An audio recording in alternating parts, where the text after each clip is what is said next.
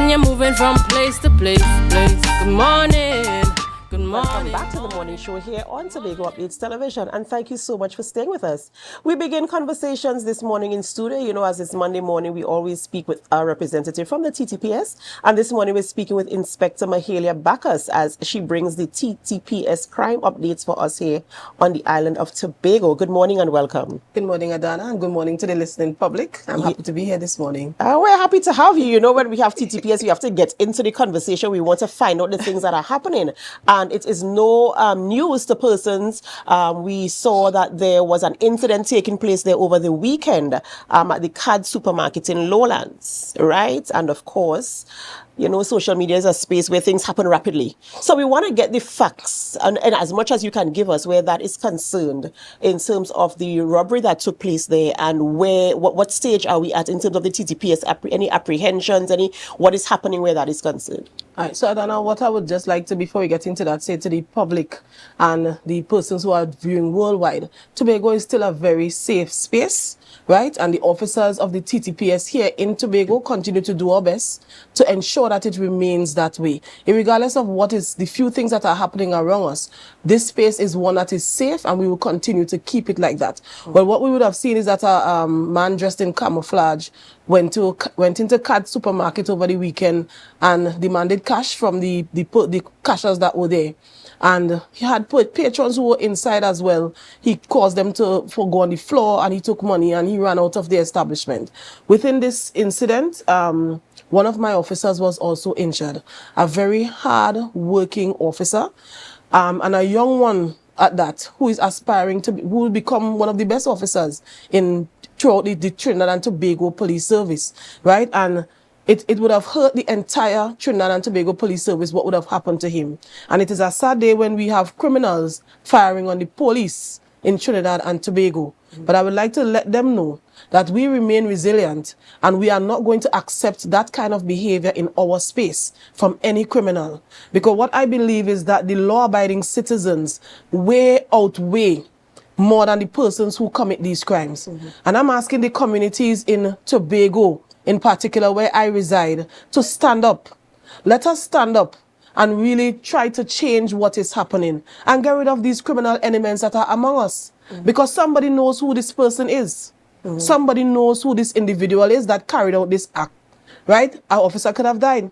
Other persons could have died as well within that activity on that day, right? And I want us to become upset enough to be able to tell the police who this person is. So I'm asking persons who may have information about this incident, please let the police know. We cannot have somebody as brazen as that within our society existing.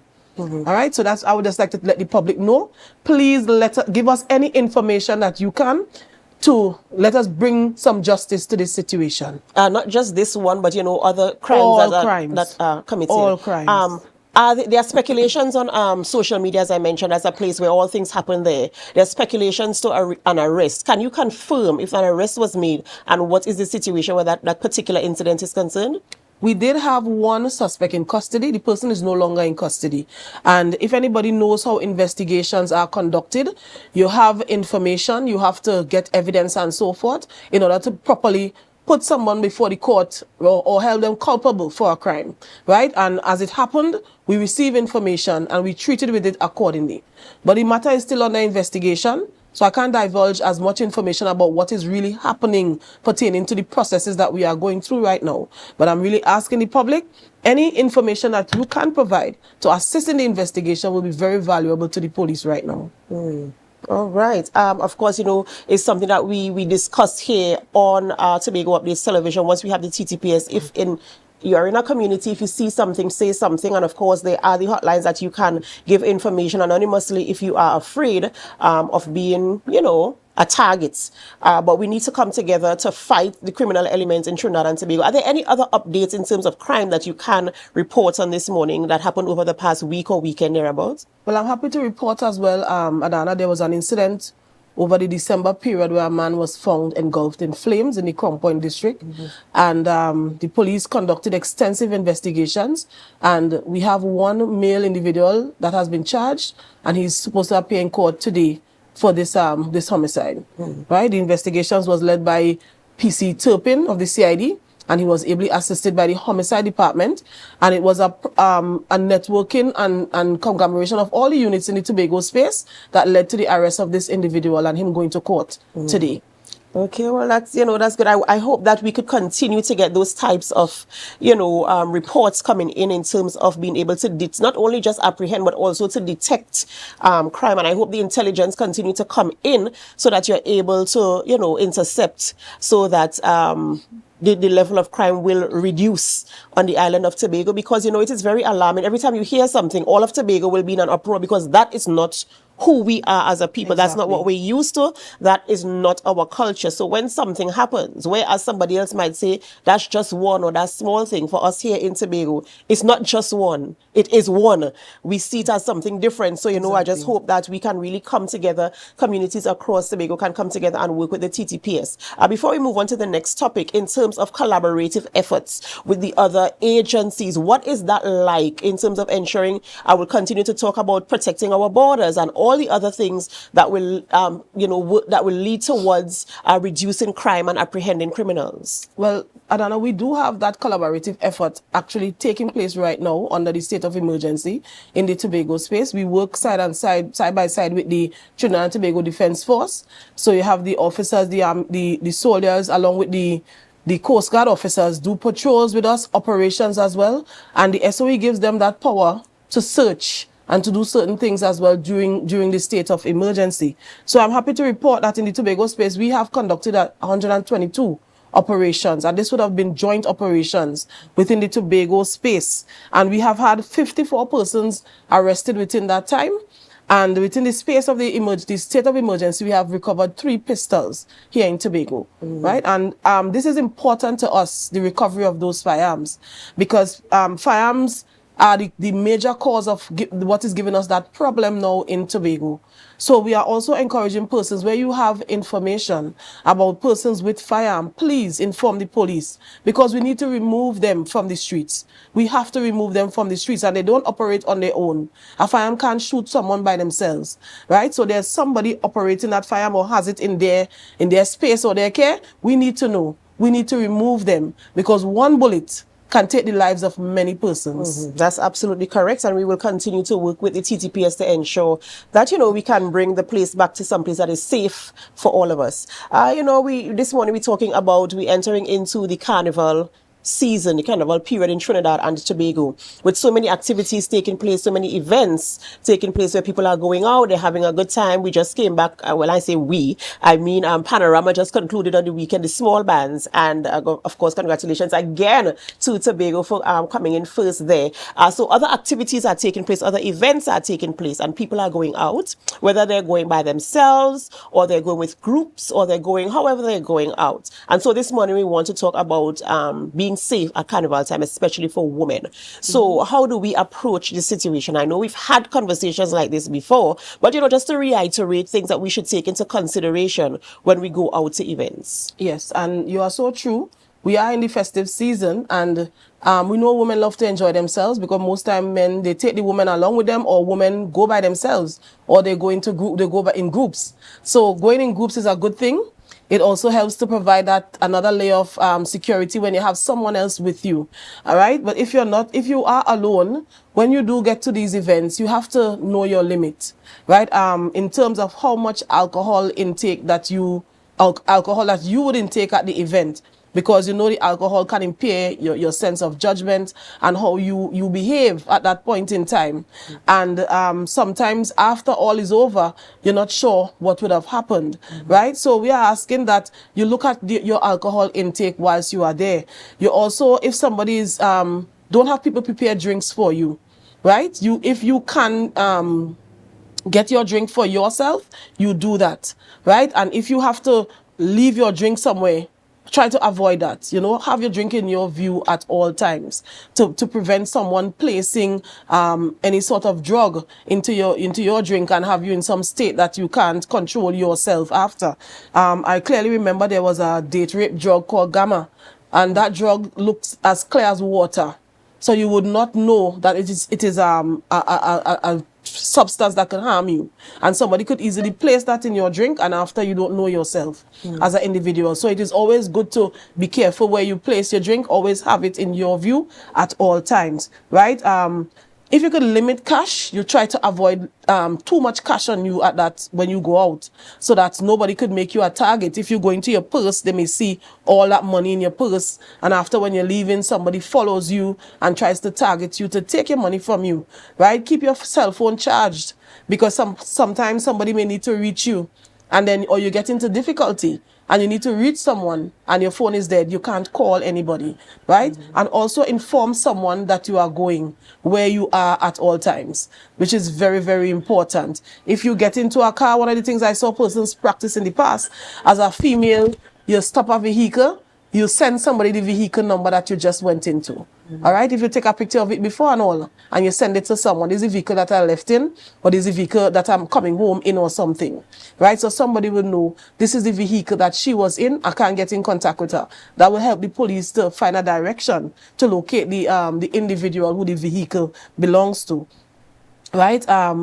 You don't have to prove yourself to anybody, so you could try to conduct yourself when you're out at these events, right? How you carry about yourself and what you do is very important, because, you know, people are looking at you, and then some people might take some of the things that you do in a different light. How you behave, advances you may make, somebody may take it the wrong way, and then people might want to take advantage of you, right? So these are some of the few things as women that are very important for us whilst we are outside there enjoying ourselves in some of these parties and some of the places that we may want to go.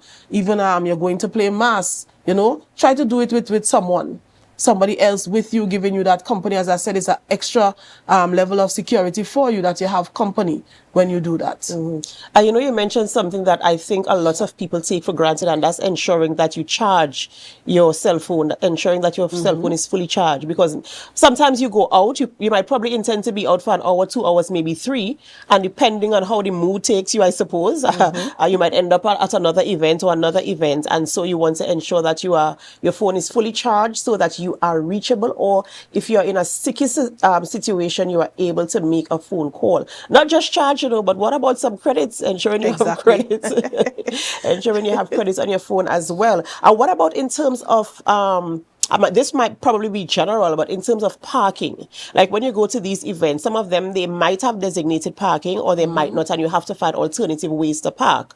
How should, in terms of safeguarding yourself when you have to return to your vehicle, let's say the event finishes in the dead of night and you have to return to your vehicle, what is the safest space or place to park your vehicle? Well, it depends on the where the event is being held and where the parking is. And most times before the event is given the go-ahead from the police, this is some of the things that we look at: where your parking is situated, the lighting conditions, and so on at the time. And when we ask for a particular strength, sometimes it caters for that. So sometimes they have the car park area, you will have officers posted there. So it will cause that level of comfort that people know that the police is there. So when you finish, you're going back to your car, or even whilst you're having fun, the police is there paying attention to the vehicles within the space that nobody could break into your car, right? So it is to just say it depends on where the event is being held. If you're not sure, I'm sure there'll be officers there. You can approach an officer and ask them to just accompany you to your vehicle, because you probably feel uncomfortable doing so by yourself. I'm sure that they would do so with you. They will assist you. All right. You know, of course, very, very important and relative tips that you're giving there this morning, in terms, relevant rather, tips that you're giving this morning in terms of how do you keep yourself safe. Is there any other additional information you'd like to share with us this morning? Yes, I would also like to just remind persons that whilst we want to have fun for the carnival and we are leaving home, please ensure that your homes are well secured, right? People are still taking a lot of things for granted. They're leaving windows open. They are not securing their doors properly, locks that can be easily picked by a bandit. There are persons who are surveilling us. They are looking at the times that you are not there, and they take advantage of that, right? So we have to ensure that you don't leave large sums of cash in your house. Utilize the banks, the credit unions, the financial institutions, your jewelry and stuff. If you could afford to purchase a safe or something to store your items into, that will be harder for them to get to it, right? But don't leave stuff lying around as well. We are still having issues with people stealing brush cutters. A hot item right now is televisions missing. Right? And I just want to remind the public that every time a television goes missing, I'm of the firm belief that somebody is purchasing it. Somebody is purchasing that stolen item. So if you have information as well, anybody coming around, they're not courts, they're not standards, and approaching you to purchase a television, please contact the police, because it could be someone's property that they would have spent money for and now they would have lost because someone broke into their home and stole that item. All right? So secure your items properly. And, you know, invest in a CCTV camera system, right? Even though it happens, it also assists the police in the investigation going forward to have an idea who the perpetrator might be, who we are looking at, whether he's masked or not, right? It may give us some clues that may assist in the investigation. So you can invest in a CCTV camera, lights around the property. So I talk about more lights, more locks, right? And better neighbors, right? Let us be our neighbors' keeper and look out for one another. All right. Thank you so much, Inspector Mahalia Bacchus. Ladies and gentlemen, we've been speaking with Inspector Mahalia Bacchus of the T.T.P.S, bringing crime updates and, of course, tips on how to be safe for this carnival season. Up next, we have Mr. Caleb Philip, a concerned citizen this morning, and we're going to have a conversation this morning about, we're talking about from facilitation to prevention. Are we talking about crime? Yes, absolutely. So you want to be a part of that conversation. But before we get into that, we head on over to a break. And in the meantime, we invite you to help us. Share the live, share the live, share the live. We'll be right back.